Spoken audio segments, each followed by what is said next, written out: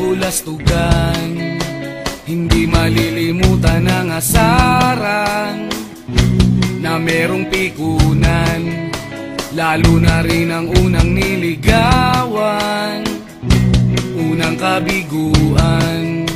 At dyan nasiseryoso ang usapan, ang pagdadamayan ng tunay at tapat na kaibigan. Tatlong mga buwan, kaibigan namang maaasahan.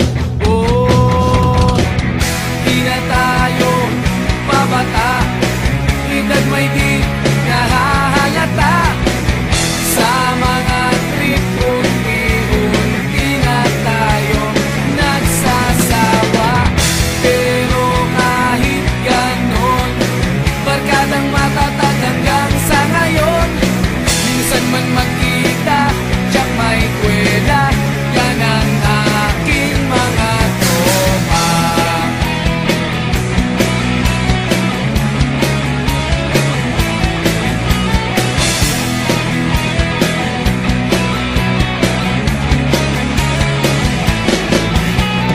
Inuman na pang magdamagan, minsan inaabot pa ng ayaan, na kung saan-saan, na para bang walang kinabukasan at kahantungan.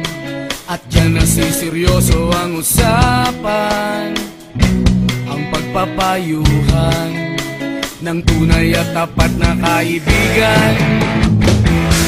Kung mga baliw,